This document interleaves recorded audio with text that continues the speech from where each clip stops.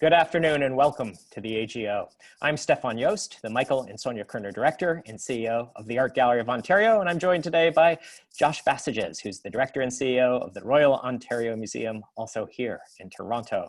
We like to begin events by acknowledging that we're on the traditional territory of the Mississauga of the New Credit, and also been home to the Huron-Wendat and Haudenosaunee people through time. I'm glad that you've had a chance to join us on Zoom today. We're here in part because we've gotten support from TD and the Ready Commitment. TD likes to support conversations, cultural conversations, community conversations, and we're glad that they are on our side. Next week, we've got Marina Balchal, who's head of the Tate in London, which is a huge operation, complex operation. So we're thankful that she's going to stay up late and join us. And following that, we have Linda Harrison, who is the director of the Newark Museum in New Jersey, which is one of the really great museums and in a really dynamic community. Today's format is really simple. Josh and I will talk for about 25 minutes or so. You're welcome to put in questions, and then we'll answer some of those questions. Kathleen and Annie are on our team, as well as Danny offline, and so they'll be kind of feeding some questions to me. So do feel free to participate. So first of all, welcome to the AGO, Josh.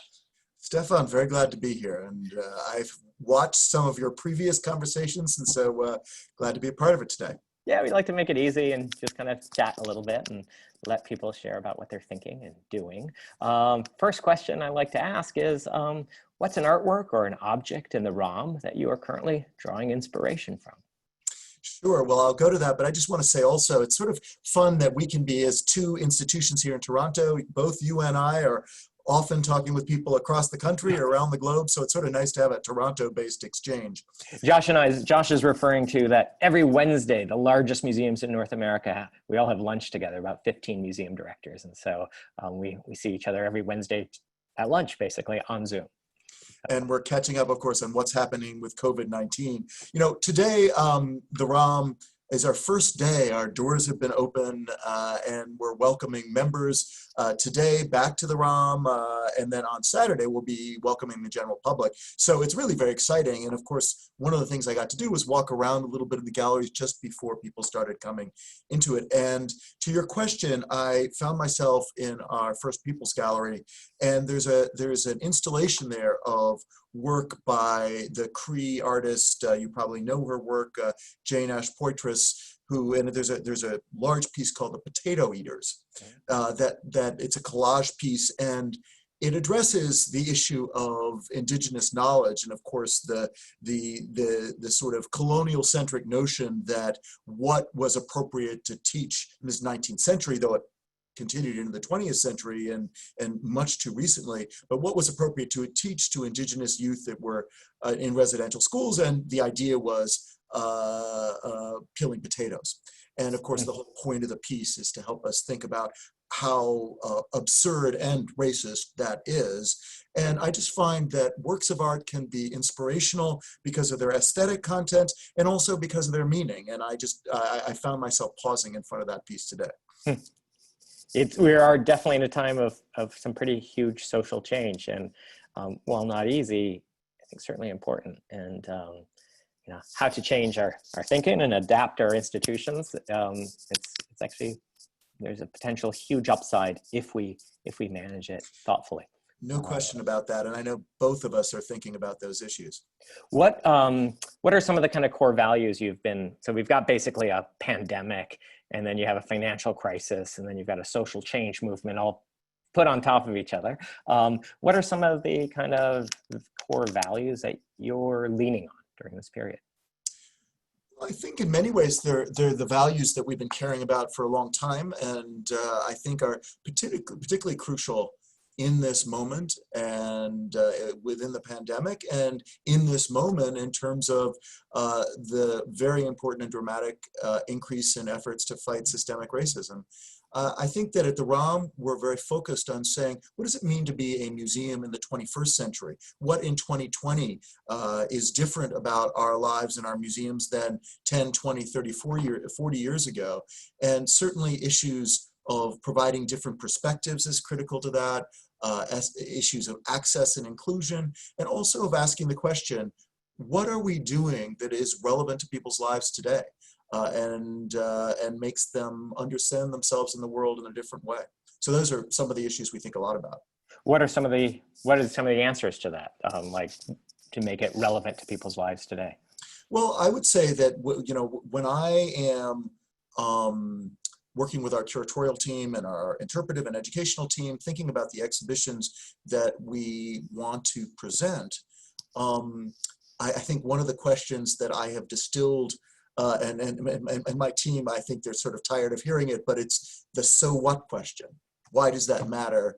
Why does it make a difference? And so we recently had the opportunity to both acquire a work by Ethiopian artist Elias Sime, and then we're doing a wonderful exhibition that we're taking that'll be next spring called Tightrope. That's a solo show of Elias Sime's contemporary artist who looks at issues of the relationship between art and the environment and found object. And I think the question that he is asking in his work very much made us feel this is about issues that are relevant today, both in terms of the artist, the perspective, and frankly, the approach of what it means to be in Africa versus, say, North America or Europe, and why it is that he works with transistors and cast off computer parts, and why do they end up flooding the shores of different African nations. So interesting stuff. Yeah, where garbage goes, right? And what happens to it? Yeah, the global economy. How do you think these changes are going to impact kind of the exhibition programming and the collections of the ROM? Well, it's the lens through which we look at so much that we do. And if we are trying to address issues that feel and are contemporary, that are relevant, what I've said is that doesn't necessarily mean that you can't be dealing absolutely with historical material. It just means you have to look to connect that historical material to something that, whether it's the 7-year-old or the 77-year-old or whatever it is that's coming through our doors. So the exhibition that we're going to be presenting in mid-September, which I'm very glad we actually haven't had a chance to, we've talked about what are we doing with our exhibition programs. So I'm sharing this with you at the same time we are with the public, is that we had been hoping to have this wonderful exhibition, Egyptian Mummies, Ancient Lives and New Discoveries, and we weren't sure we were going to be able to make it happen given the pandemic. But that exhibition is about people, of course, that lived thousands of years ago, but it looks at them both through new lenses of technology that allows us to understand their lives and frankly, the science and technology of mummification, but also how 7 different individuals at that time lived and how we can think about history, but also our lives today through that lens. And is your installation going to be different because of COVID? Well, one of the things that's, I'm sure you wrestle with this, and I'll be interested to hear how you thought about it, but a lot of the work we've all done in museums is to say, how do we make what we are doing more experiential and less passive than maybe our museum galleries and experiences have been in the past? And of course, interactivity is not the thing of the moment. So we've had to, for instance, go through all of the museum and look at wherever there was something, whether it was a digital engagement tool or something else that was touchable, how to rethink that. And so we've put, we'll see how it goes. We put, anybody who comes into the museum will see these QR codes. There'll be a lovely big digital screen, and there'll be a sign in the middle with a QR code. And someone can access the material with their phone as opposed to touching it. Not exactly what I would consider ideal, but hopefully it will at least give access to that same material. Are you facing this sorts of issues? I think less so than kind of museums with natural science or science aspects to them. The ROM is kind of like an encyclopedia, right? So our museums do less so. There are certain things like, our Kusama room, which, 4 people go into and the door is shut, right? And well, that's not happening until the post-COVID era. So that there's certain little beautiful, like almost gem-like rooms, particularly in the Thompson collection, that are, where there's extraordinary objects, finely crafted, late medieval work. And they're really kind of feeling like a treasury in a crypt of a cathedral or something like that. So there's been a couple areas where we've had to shut them down, but 90% is open. That's great. We are looking at we have a big show coming up in late fall, Studio 54, which is it should be a really fun show. It's a nightclub show. It's kind of about that burst of creativity in the 70s in New York City at a nightclub called Studio 54. We're probably going to air it out a little bit, so you don't have dead ends. We're luckily we haven't designed the show yet, so we can kind of figure out how we can get it where there can be some more social distancing. I don't know if like the public is going to be really excited about a show that there are serious themes in the show, but it also has a disco mindset, right? Which should be light and fun and kind of a party. And I have no idea if that's going to be well received, like, oh my gosh, all these intense things, let's do something a little less intense, or whether it's going to be a completely out of sync with our public. We just don't know. I don't dare. Well, hopefully people will be excited to come back and do something that is fun and perhaps a little bit frivolous. But one of the things about our institutions, both the AGO and the ROM, is they're very large institutions. Yep. And so as we think about the issues of a visit that is safe, allows social distancing, we have 40 galleries, 270,000 square feet of floor space. So there is a lot of room for people to both experience and rediscover our collections, but also do so with safe distancing. Social distancing. So it'll be the other thing is the global traveling of artwork, right? So that's the other thing that is, it's not open yet, right? So the big complicated shows, we really have to wait till some things change. We're working hard on virtual couriers. So people may not know this, when we move artwork around the world, a staff member of the ROM or the AGO travels with it. If you're moving something worth $50 million, you better have somebody. It's very expensive, but now there's a move to kind of, can we make that more technology based? So that the people aren't moving as much. So that's, yeah. Well, I am a believer in the fact that we will navigate our way through this period. I know one of the questions I often get asked is, in the world of COVID-19 and the challenge of both bringing people together, but also transporting art around the world, what's going to happen to the large scale exhibition? And there's a presumption that somehow they're going to fall by the wayside, and I just don't see it. And those of us who have been in this field for a while, after each downturn, after each recession, after each 9/11, whatever it was, everybody says, "Oh, is the blockbuster dead?"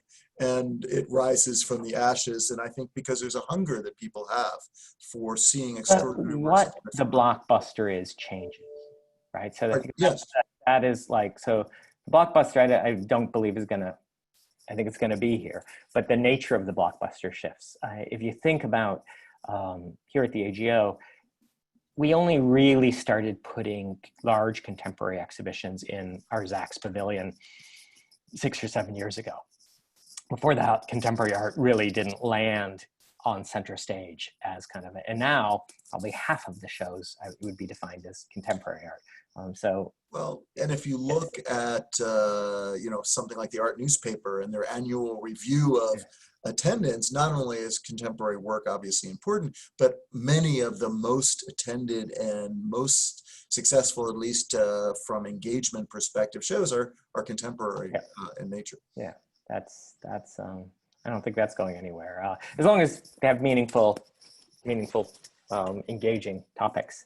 How do you think this is going to affect contemporary art world? We have, again, the pandemic, the market, do we think a different group of artists will be recognized? I mean, I do. I mean, I think that, you see these waves of different periods of time when different types of contemporary art comes to more prominence. And I would say that we're going to see an increase in what I might call a socially engaged artistic practice, because I just think that the interest in thinking about the relationship between art and society is increasing, not just decreasing. What do you think about that? I do. I think there's all sorts of double, triple standards. We did the other year Kusama, which was huge demand, right? So here's a 90-year-old Japanese woman we did test marketing, how many people knew who Kusama was before the show in Toronto, and it's a very low number. It was like 16%. I think more people knew who Rebecca Belmore was than Kusama before the show happened. Obviously, it took off, and many people now know who she is. But it's a good example of how quick things can shift, right? If there's a connection with the public.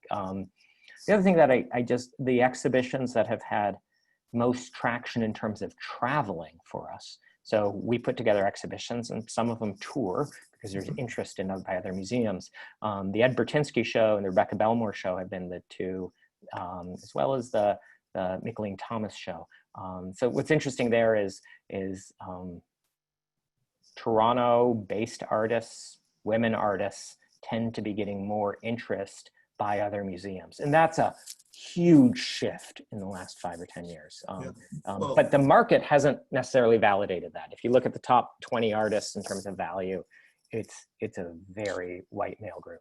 Whether that will change soon, I don't know. But just to your point, we a couple years ago did an exhibition that you probably saw called Here We Are Here, Black Canadian Contemporary Art, which also traveled to Montreal and elsewhere. And I think that project, which looked at what the title says, it was very well received by audiences, and something that other institutions, particularly here in Canada, were interested in presenting. But I don't think that means that a show like another one that we've had traveling recently is the Christian Dior show that was very popular here at the ROM and has traveled both at other places in Canada, but also to China and elsewhere. So I think that there's room for a variety of different types of projects to travel. And I don't think that's going to stop, though we're all going to have to figure out how to do it and how to do it in an affordable way, given the challenge of travel. There is also just a notable thing with, I'm not sure about the artists in your show, but many of the best artists who are women or non-white artists don't have representation in Canada or even outside of Canada, right? So it's this kind of, it's very hard to do extraordinary works of art when there's a real struggle, just in terms of paying the bills, right? Or you don't have the capital to invest in major projects. So one of the things we're trying to do is better capitalize those shows, right? Exhibitions are expensive. There's always this instinct of, get the cost down. Well, sometimes you actually need to put a little bit more money to see what's possible, what can really be done. Question, I've never asked you this question, but I don't even know where you were born or raised, but what was your first museum experience? Well, I grew up in Washington, D.C., and Washington's a pretty good museum city. And, as I would grow up on Sundays, my family would go down to the Smithsonian, and that was our entertainment on a Sunday afternoon, or to the National Gallery. And I would say that I can pretty clearly draw a line between that experience of visiting the Smithsonian and specifically going to the King Tut show as a young person, and just being blown away by the sarcophagi and the artistry of the masks and the jewelry, and saying, God, could I spend my life working with material like this? And at what age did you realize you could? Well, let's see. I mean, that would have been, I think I was about 7 when I went to that, something like that. But I was pretty clear by the time I was in high school that I thought museums were pretty cool places. What about you? When did you? I grew up in East Lansing, Michigan. There was a small museum there. My parents are Swiss immigrants, so we traveled a lot going back to Switzerland and saw museums. It was very much part of my family's just normal activity. Bluntly. And I think first year at Hampshire College in Amherst, I decided to be a museum director at 18, second semester, first year. It wasn't like I'm not a seeker. I kind of felt like that's what I needed to do. There's actually a very interesting question here where somebody asked what the demographic breakdown of the museum directors we meet with weekly are.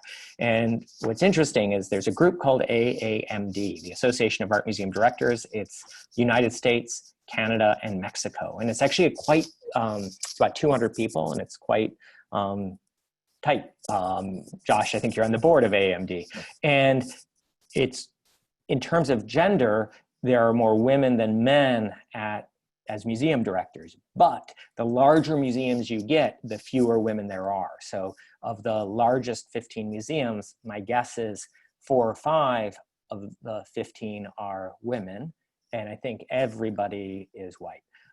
So there's a kind of a bias there that's pretty big. The field knows it, and there's that question like, why do certain people move ahead and other people don't? And it's a huge and interesting conversation because there's all these blocks. So tell me what you guys are thinking about, because you're on the board there. No, I mean, I think that the AAMD has, particularly in the last, I mean, frankly, and I will say this, and if there are AAMD people out there listening to this, I hope no one's going to be offended, but I would say for a long period, I mean, it's been around for over a century, and for a long period of time, it was an example of an old boys club. And I think that really in the last, let's say, decade, there has been a major effort to say, let's start by saying, there was a study done 4 or 5 years ago to look at the numeric breakdown of the demographics of museum directors. And I think there's a major push now to say, absolutely, it's critical that we make progress in diversifying. And if you want to diversify who's leading the institutions, one of the ways to be addressing that is who is coming up in key roles and how do you create a pipeline of talent. So one of the moves that AAMD recently made, for instance, was a call to Stephan, myself, and the other several hundred museum directors to, and it's somewhat counterintuitive, to stop the practice of having unpaid internships, which has gone on. Particularly it's not so much an issue in Canada, but it's very much of an issue in the US. And the reason for that was an acknowledgement. I mean, you asked me, when did I know I wanted to be a museum director? Well, the issue is we want to break down the sense that only the affluent or only the people who know museum trustees or leaders can get those plum internships and therefore be able to set themselves up for museum careers. So I think having paid internships sort of makes it more possible for people that are not in a position to, or let me put it the other way, need to be paid if they're going to be working over the summer or over the school year. And so it starts to break down this barrier to access. The moment where really bright, wonderful, diverse students leave the field is usually within 3 months after graduating from an undergraduate university. That's the period where, if your family has resources, you can take one of the many underpaid jobs in the museum field, right? Or you pay your rent, so you take a job at a marketing company. So that's, I think, a key moment. I've tried a couple times in my career to make paid internships at that moment. But the other one is about, and this getting to the question is, boards hire museum directors, and boards tend to hire people who are like them, which means that they tend to hire white folks who make them feel comfortable.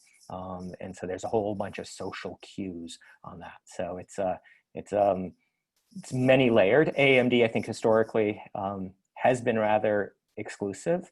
I ran Shelburne Museum for 5 years, and 10 years before I got there, they had sold some works of art to set up a collections care endowment. They were in financial crisis. It had nothing to do with it, but I received 3 letters of rejection from AMD because they felt like the institution had kind of failed kind of a certain kind of ethical standards. So directors from that institution shouldn't be allowed to join AMD, which means that the poorer institutions were excluded. I think there's been a big shift there, but you start to look at these structures. So Let's see. Museums are doing a great job getting vulnerable and newcomer children into institutions through schools. As Toronto exceeds 50% newcomers, how can we get more newcomer adults to these amazing spaces? I think we've both had strategies. Why don't you talk about the ROMs a bit? Sure. Well, we're very invested in the question of how do we create access and inclusion for audiences, not only youth audiences, but also adult audiences. And there are a couple that we have had a lot of success with. And one is basically a free evening on a regular basis where people, regardless of where they're coming from or whether they are members or could choose to pay or not, can come in free. And we'll have anywhere from 5,000 to 10,000 people in a 3-hour period will be coming in the museum. This is pre-COVID. Yes. Oh, that's true. That's true. Yes, we put that on hold for a short time. Look forward to starting it. And then we also have had a very important program called the Social Prescription Program, which is a little bit of a targeted area for, there's a recognition that experiences at the AGO, at the ROM, at museums can be a very constructive experience for people that are experiencing depression or social isolation or anxiety. And so our program provides about 20,000 free admissions, principally for adults, for people that get prescribed, if you will, the opportunity to come to the museum. They can come with up to 3 other people in their group if they want. And there's been a growing body of evidence that shows that those experiences can be very constructive and support sort of mental health work of more traditional sort. We have a variety of programs. We saw, I think with COVID, social isolation has a lot of not so great side effects. And I think art museums and museums like the ROM are places where one can come to a safe civic space. It's a non-commercial space. You're more than welcome to come alone or with people. So the question of newcomers is key. Last year, the AGO launched the annual pass. It's super simple. For $35, you can come in and out of the museum as much as you want. And you just, and the key is anybody 25 or under can sign up for that annual pass for free. When you look at the demographics of the annual pass and you compare those demographics to the city of Toronto, they mirror each other almost precisely in terms of diversity, income, etc. But there's way, way, way more 25-year-olds and unders. I think 1 out of 5 people in Toronto who are under 25 or between 14 and 25 now have an annual pass on their phone. So that's basically, we've made it free. And the key is people give us their contact information so we can communicate with them, which makes it more effective. We tried it for a year. We're going to keep on going. So as long as people continue to sign up for it, we'll keep it going. But which is great to see. Yeah. And one of the things, by the way, about being in a city, Stephan, with you and the AGO and other great museums, is that we can all try different things. Yeah, totally. And I love that. And it's a much more collaborative environment here than, I was in Boston before here, and Boston's a wonderful city, but I wouldn't necessarily say the ecosystem of museums was as collaborative and of cultural. Well, I mean, the truth is if the ROM does well, we do better, and vice versa. And then the areas of overlap are very, very few. I think European decorative arts, I think we overlap in, and then obviously in contemporary, but our approach, I would say, curatorial approaches is significantly different between how the ROM approaches things and the AGO approaches things. Probably areas of Canadian art and Indigenous art, we have overlaps as well. But I see that as a building, and we have a different perspective on these materials. But it's a wonderfully collaborative environment, and we've been watching with interest your annual pass program. We've created a program called ROMCAN that is entering its 10th year that makes free admission for different vulnerable communities available. We see about 100,000 people coming in free that way every year. So different strategies which help us be able to break down the barriers to participation. So one of the questions, and we're kind of moving into the question part of this, is UK offers free admission to their permanent collections. As a result, places like the British Museum have over 5 million visitors a year. Do you think that the ROM could achieve its financial model if this financial model changed? This is a question that comes up a lot, and if the government subsidies for the ROM and the AGO were doubled, we would probably be more than happy to offer free admission. the UK museums, the major UK museums get significant. Supported by the lottery fund in the exactly. UK. Well, what I would say is that there's some interesting moves afoot. This is pre-COVID-19, so of course the situation has changed, but I think there have been interesting discussions about whether it is possible to make youth free to our museums, and I know that that's an exciting thing that has been discussed. And I will tip my hand a little bit. I am working very hard at the idea of how we throw our doors open as wide as possible and looking at different designs and approaches. I don't know whether we can do this, but we're looking at the question of whether we can make at some point in the future, if not the entire museum, maybe the ground floor of the museum, free and open to all without a ticket. So, you know, I can't make a commitment to doing that, but I'm saying it's high up on our list of how the ROM will increasingly become a cultural and civic hub, even beyond what we're doing now for Toronto, Ontario, and beyond. We do find something that's fascinating to us is the amount of interest in art museums in the under 30 crowd is huge. So we get way more 20-year-olds than 60-year-olds coming to the AGO. And that's not just us. We see that at the Whitney in New York. We see it at LA County, Los Angeles. There seems to be a connection between museums and millennial generation. They also have a set of expectations as well, which they you know, expect things to change and change rather rapidly. So it's a kind of a two-way street. You welcome people in, and then you got to kind of recognize that your audience have is shifting. expectations and hold us accountable. So that's good. That's good. So I'm seeing our time here. I'm very much looking forward to visiting the ROM. It's same as the AGO. You go to ago.com or ago.ca or rom.ca. rom.on.ca. on.ca, there we go. And you book your tickets. A little tip for people is that we're very busy. We've capped it at 75 people every Thursday, 30 minutes. I'm sure you guys have the same rough thing. One time slot that seldom gets full is the 12:30 time slot. For some people, everybody comes at noon or at 1, but 12:30, you can almost always get a ticket if you just kind of sign up online. So that's my little tip for the day. So, okay. So thank you very much, Josh. I hope you have a great afternoon, and I look forward to visiting the ROM shortly. So thank you. Stephan, thank you. Bye-bye. Bye.